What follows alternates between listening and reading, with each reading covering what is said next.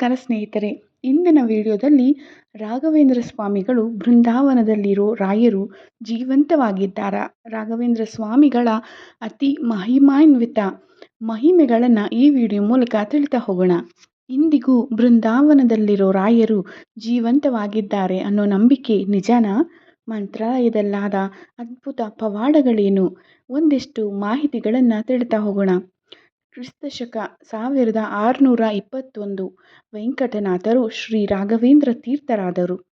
ತಲೆಯ ಮೇಲೆ ಶಾಲಿಗ್ರಾಮವನ್ನಿಟ್ಟು ಗುರು ಸುಧೀಂದ್ರ ತೀರ್ಥರು ಕ್ಷೀರಾಭಿಷೇಕ ಮಾಡಿಸಿ ವೆಂಕಟನಾಥರನ್ನು ಯತಿಗಳನ್ನಾಗಿಸಿದರು.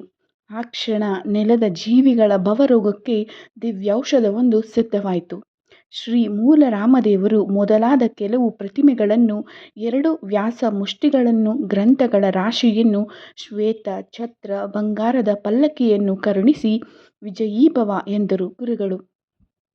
ಗುರುಗಳಿಂದ ದೀಕ್ಷೆ ಪಡೆದ ಶ್ರೀ ರಾಘವೇಂದ್ರ ತೀರ್ಥರು ಮುಂದೆ ಇಂದಿನ ತಮಿಳುನಾಡು, ಕರ್ನಾಟಕ, ಆಂಧ್ರದ ನೆಲಜಲಗಳನ್ನು ಸ್ಪರ್ಶಿಸುತ್ತಾ ಜನೋದ್ಧಾರಕ ಹೆಜ್ಜೆಗಳನ್ನಿಡುತ್ತಾ ಹೋದರು. ಅನೇಕ ತೀರ್ಥಕ್ಷೇತ್ರಗಳ ಭೇಟಿ ವೇಳೆ ನೊಂದು ಬಂದ ಭಕ್ತರ ಕಷ್ಟಗಳನ್ನು ಪರಿಹರಿಸಿದವರು.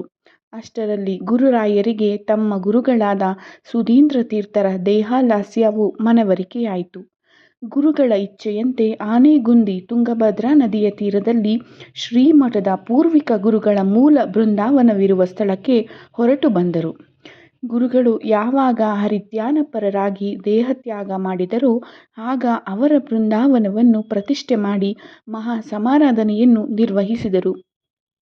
ಗುರುಗಳ ನಿರ್ಯಾಣದ ನಂತರ ಈ ಮೂಲ ಮಹಾ ಸಂಸ್ಥಾನದ ಜವಾಬ್ದಾರಿ ಹೊತ್ತ ಶ್ರೀ ರಾಘವೇಂದ್ರ ಗುರುಗಳು ದೇಶದೆಲ್ಲೆಡೆ ಸಂಚರಿಸಿ ಜಾತಿ ಮತ ಪಂಥದ ಭೇದವಿಲ್ಲದೆ ಸಜ್ಜನರನ್ನು ಉದ್ಧರಿಸುತ್ತಾ ಸಾಗಿದವರು. ಇತ್ತ ರಾಯರು ಪೂರ್ವಾಶ್ರಮದ ಪತ್ನಿ ಸರಸ್ವತಿಯವರು ಅಷ್ಟೊತ್ತಿಗಾಗಲೇ ವಿಪರೀತ ಖಿನ್ನತೆಗೊಳಗಾಗಿದ್ದವರು. ದೀಕ್ಷೆ ಪಡೆದು ಗುರುಗಳಾಗಿದ್ದಾರೆ ಅನ್ನೋದನ್ನು ಮರೆತು ಪದೇ ಪದೇ ಪತಿಯೆಂಬ ಮನಸ್ಥಿತಿಯೊಂದಿಗೆ ರಾಯರನ್ನು ಭೇಟಿ ಮಾಡೋ ಪ್ರಯತ್ನವನ್ನು ಮಾಡುತ್ತಿದ್ದರು. ಆದರೆ ರಾಯರು ಮಾತ್ರ ಮಠಕ್ಕೆ ಬರೋ ಇತರ ಸಾಮಾನ್ಯ ಭಕ್ತರಂತೆ ಆಶೀರ್ವದಿಸಿ ಕಳಿಸುತ್ತಿದ್ದರೇ ಹೊರತು ಕಣ್ಣಿತ್ತು ಸಹ ನೋಡುತ್ತಿರಲಿಲ್ಲ. ಇದರಿಂದ ಇನ್ನಷ್ಟು ಘಾಸಿಗೊಂಡ ಸರಸ್ವತಮ್ಮನವರು ಇದ್ದ ಒಬ್ಬ ಮಗನನ್ನು ಭಾವ ಮತ್ತು ವಾರಗಿತ್ತಿಯ ರಕ್ಷಣೆಗೊಪ್ಪಿಸಿ ಬಾವಿಗೆ ಜಿಗಿದು ಆತ್ಮಹತ್ಯೆಯನ್ನು ಮಾಡಿಕೊಂಡು ಬಿಟ್ಟರು. ಇದೊಂದು ಸಂದಿಗ್ಧವಾದ ಸ್ಥಿತಿ. ಗುರುಗಳಿಗೆ ಈ ವಿಚಾರವನ್ನು ತಿಳಿಸುವುದೋ ಬೇಡವೋ ಅನ್ನೋ ಗೊಂದಲಕ್ಕೊಳಗಾಯಿತು ರಾಯರ ಶಿಷ್ಯವೃಂದ. ಕೊನೆಗೂ ವಿಚಾರವನ್ನು ತಿಳಿಸಿಯೇ ಬಿಡೋಣ ಎಂದು ಮುಂದಾದ ಶಿಷ್ಯರಿಗೆ, ಹೌದಾ, ರಾಮನೊಂದಿಗೆ ಸೇರಿಕೊಂಡರಾ? ಒಳ್ಳೆಯದಾಯಿತು, ಅವರ ಮಗನ ಕೈಯಲ್ಲಿ ಸಂಸ್ಕಾರ ಮಾಡಿಸಿಬಿಡಿ ಎಂದು ನಿರ್ಭಾವುಕರಾಗಿ ನುಡಿಯುತ್ತಾರೆ ರಾಯರು. ಸನ್ಯಾಸಾಶ್ರಮದ ಸಂಸ್ಕಾರ, ಸಂಕಲ್ಪ ಮತ್ತು ಬದ್ಧತೆಗೆ ಆ ಕಾಲದ ಸಂಧೂಧುರೀಣರು ಹೇಗೆಲ್ಲ ಸಾಕ್ಷಿಯಾಗಿದ್ದರು ಅನ್ನೋದಕ್ಕೆ ಇದು ಕೂಡ ಒಂದು ಉತ್ತಮವಾದ ನಿದರ್ಶನ. ರಾಯರ ನುಡಿಯಂತೆ ಪೂರ್ವಾಶ್ರಮದ ಮಗನಿಂದ ಸಂಸ್ಕಾರವಾಯಿತು. ಆದರೆ ಸತ್ತ ಮೇಲೂ ನನ್ನನ್ನು ನೋಡಲು ಬರಲಿಲ್ಲವಲ್ಲ ಅನ್ನೋ ಕೊರಗಲ್ಲಿ ಸರಸ್ವತಮ್ಮನವರು ಪ್ರೇತಾತ್ಮರಾಗಿ ಬಿಡುತ್ತಾರೆ. ವೇದೋಪನ್ಯಾಸ ಮಾಡುತ್ತಿದ್ದ ಮಠದ ಅಂಗಳಕ್ಕೆ ಬಂದ ಪ್ರೇತಾತ್ಮವನ್ನು ನೋಡಿ ಗುರುತಿಸಿದ ರಾಯರು ತಮ್ಮ ಮಂತ್ರಜಲವನ್ನು ಪ್ರೋಕ್ಷಣೆ ಮಾಡಿ ಸರಸ್ವತಮ್ಮನವರಿಗೆ ಮುಕ್ತಿ ಕೊಡುತ್ತಾರೆ. ಮುಂದೆ ಸಾಲು ಸಾಲು ಮಹಿಮೆಗಳು. ರಾಯರ ಬೆನ್ನ ಹಿಂದೆ ಅಸಂಖ್ಯಾತ ಶಿಷ್ಯರಿದ್ದರೂ ಕೂಡ ರಾಯರ ಪವಾಡಗಳು ಎಂದೂ ಕೂಡಲೇ 4 ಮಂದಿಯ ಉಲ್ಲೇಖವು ಸ್ಮರಣೀಯವಾಗಿರುತ್ತಿದ್ದವು. ಆ 4 ಮಹನೀಯರೇ ವೆಂಕಣ್ಣ, ವೆಂಕಟ, ರಾಮಚಂದ್ರ ಮತ್ತು ಅಪ್ಪಣ್ಣಾಚಾರ್ಯರು. ಇದರಲ್ಲಿ ವೆಂಕಣ್ಣನು ದನಗಾಹಿ. ಮಾರ್ಗ ಮಧ್ಯೆ ರಾಯರ ಕೃಪಾಶೀರ್ವಾದಕ್ಕೊಳಗಾದ ವೆಂಕಣ್ಣನಿಗೆ ಎಂಥದ್ದೇ ಸಂದರ್ಭವಿರಲಿ ನನ್ನನ್ನು ನೆನೆಸು, ನೆರವಿಗೆ ಬರುತ್ತೇನೆ ಎಂದಿರುತ್ತಾರೆ. ಅಂತಹ ಸಂದರ್ಭವೊಂದು ಒಮ್ಮೆ ಕಾಣಿಸಿಕೊಳ್ಳುತ್ತೆ. ವೆಂಕಣ್ಣ ದನ ಕಾಯುತ್ತಿರುವಾಗ ಆ ಪ್ರಾಂತ್ಯವಾದ ಅಧೋನಿ ಆಳುತ್ತಿದ್ದ ನವಾಬ ಸಿದ್ದಿಕ ಮಸೂದ್ ಖಾನ್ ತನ್ನ ಬೆಂಬಲಿಗ ಪಡೆಯೊಂದಿಗೆ ಆ ಕಡೆ ಬರುತ್ತಾನೆ. ಈ ಭಾಗಕ್ಕೆ ಬರುವಷ್ಟರಲ್ಲಿ ಸಂದೇಶಕಾರರು ಸಂದೇಶವನ್ನು ತಲುಪಿಸಿರುತ್ತಾರೆ. ಆದರೆ ರಾಜನಿಗೆ ಅದು ಅರ್ಥವಾಗುವುದಿಲ್ಲ. ಕಾರಣ ಅದು ಸ್ಥಳೀಯ ಭಾಷೆಯಲ್ಲಿರುತ್ತೆ. ಅಲ್ಲೇ ಕೀರ್ತನೆಗಳನ್ನು ಹಾಡುತ್ತಿದ್ದ ವೆಂಕಣ್ಣನನ್ನು ಕರೆದು ಓದುವಂತೆ ಸೂಚಿಸುತ್ತಾನೆ ನವಾಬ. ನನಗೆ ಅಕ್ಷರ ಗೊತ್ತಿಲ್ಲ, ಓದಲಾಗಲ್ಲ ಎಂದ ವೆಂಕಣ್ಣನ ಮೇಲೆ ಸಿಟ್ಟಾಗುತ್ತಾನೆ ರಾಜ. ಓದು ಇಲ್ಲವೇ ತಲೆದಂಡವಾಗುತ್ತದೆ ಎಂದು ಆದೇಶವನ್ನು ಹೊರಡಿಸುತ್ತಾನೆ. ಇದೇನು ಹೀಗಾಯಿತಲ್ಲ, ಈಗೇನು ಮಾಡುವುದು ಎಂದು ಗಾಬರಿಗೊಳಗಾದ ವೆಂಕಣ್ಣನಿಗೆ ರಾಯರ ಅನುಗ್ರಹವು ನೆನಪಾಗುತ್ತದೆ. ಕೂಡಲೇ ರಾಯರನ್ನು ನೆನೆಯುತ್ತಾನೆ. ಅನಕ್ಷರಸ್ಥ ವೆಂಕಣ್ಣನ ನಾಲಿಗೆ ಮೇಲೆ ಸರಸ್ವತಿಯು ಹರಿಯುತ್ತಾಳೆ. ನವಾಬನಿಗೆ ಎರಡೆರಡು ಸಿಹಿ ಸುದ್ದಿಯು ಸಿಗುತ್ತದೆ. ಒಂದು ಕಡೆ ಯುದ್ಧಕ್ಕೆ ಹೊರಟಿದ್ದ ನವಾಬನ ಸೈನ್ಯ ಗೆದ್ದುಕೊಂಡಿದ್ದರೆ, ಇನ್ನೊಂದು ಕಡೆ ನವಾಬನಿಗೆ ಗಂಡು ಮಗುವಾಗಿರುತ್ತದೆ. ಸಿಹಿ ಸುದ್ದಿಯನ್ನು ಕೇಳಿದ ನವಾಬ ಸಂದೇಶ ಓದಿದ ವೆಂಕಣ್ಣನಿಗೆ ಬಹುಮಾನವನ್ನಾಗಿ ಜಾಗೀರು ಕೊಡುತ್ತಾನೆ. ಮತ್ತೊಮ್ಮೆ ರಾಮಾಪುರ ಅನ್ನೋ ಊರಿನಲ್ಲಿ ಗುರು ಸಂಚಾರ ಆಗುವಾಗ ಆಗಷ್ಟೇ ವಿವಾಹವಾಗಿದ್ದ ನವಜೋಡಿಗೆ ಆಶೀರ್ವದಿಸುತ್ತಾರೆ ರಾಯರು. ವೆಂಕಟಾಚಾರ್ಯ ಅಂತ ಆ ವರನ ಹೆಸರು.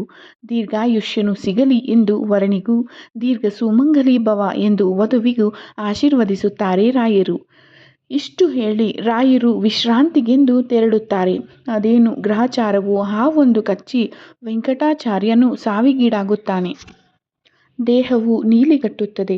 ಶೋಕತಪ್ತಳಾದ ವಧು ಮಹಾಮಹಿಮ ರಾಯರ ಬಳಿ ದೌಡಾಯಿಸುತ್ತಾಳೆ. ಗುರುಗಳೇ, ಇದೇನಾಯಿತು? ನಿಮ್ಮ ಆಶೀರ್ವಾದ. ನನ್ನ ಪತಿ ಸತ್ತು ಮಲಗಿದ್ದಾನಲ್ಲ ಎಂದು ಗೋಳಾಡುತ್ತಾಳೆ. ಕೂಡಲೇ ಬಂದ ರಾಯರು ನೆಲದಲ್ಲಿದ್ದ ಮಣ್ಣನ್ನು ತೆಗೆದುಕೊಂಡು ಮಂತ್ರೋಚ್ಚಾರ ಮಾಡಿ ಸತ್ತ ವರನ ಬಾಯಿಗೆ ಹಾಕುತ್ತಾರೆ. ಅಲ್ಲಿದ್ದವರೆಲ್ಲ ಬೆಕ್ಕಸ ಬೆರಗಾಗುವಂತೆ ವಿಷವಿಳಿದು ವರ ಬದುಕುಳಿಯುತ್ತಾನೆ. ಮುಂದೆ ಈತ ರಾಯರ ಪರಮ ಶಿಷ್ಯನಾಗುತ್ತಾನೆ. ಇದೇ ರೀತಿ ರಾಮಚಂದ್ರ ಅನ್ನೋ ಮತ್ತೊಬ್ಬ ಶಿಷ್ಯನಿರುತ್ತಾನೆ ರಾಯರ ಬಳಿ. ವೆಂಕಟ ಗುರುವಿನ ಪ್ರಕರಣ ನೋಡಿ ತಾನೂ ಕೂಡ ಮದುವೆಯಾಗಿ ಸುಖವಾಗಿರಬೇಕು ಎಂದುಕೊಳ್ಳುತ್ತಾನೆ. ಸೀದಾ ರಾಯರ ಬಳಿ ಹೋಗುತ್ತಾನೆ. ಆಗವರು ಮೃತ್ತಿಕೆ ಅಂದರೆ ಮಣ್ಣಿನಿಂದ ಸ್ನಾನ ಮಾಡುತ್ತಿರುತ್ತಾರೆ. ಈ ವೇಳೆ, ಗುರುಗಳೇ, ನಾನು ಕೂಡ ಮದುವೆಯಾಗಬೇಕು ಎಂದುಕೊಂಡಿದ್ದೇನೆ. ಆದರೆ ಮದುವೆಗೆ ಬೇಕಾದ ಹಣವೂ ಇಲ್ಲ, ಹಸೆಮಣೆ ಏರಲು ವಧುವೂ ಇಲ್ಲ ಎನ್ನುತ್ತಾನೆ.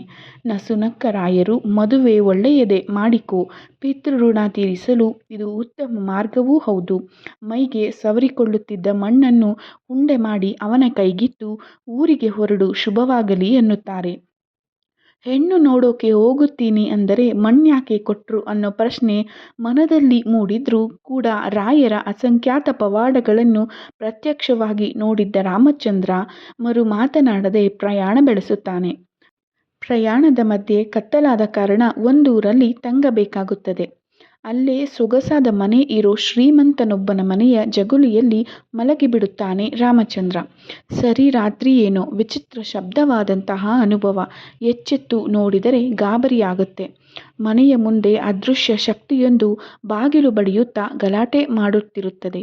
ಬಾಗಿಲು ತೆರೆಯಲಾರದೆ ಸುಸ್ತಾಗಿ ಕೆಳಗೆ ಬಿದ್ದ ದುಷ್ಟ ಶಕ್ತಿಯ ಬಳಿ ರಾಮಚಂದ್ರ ಬಂದ ಕೂಡಲೇ ಅದು ಚೀರುತ್ತಾ ದೂರ ಸರಿಯುತ್ತೆ.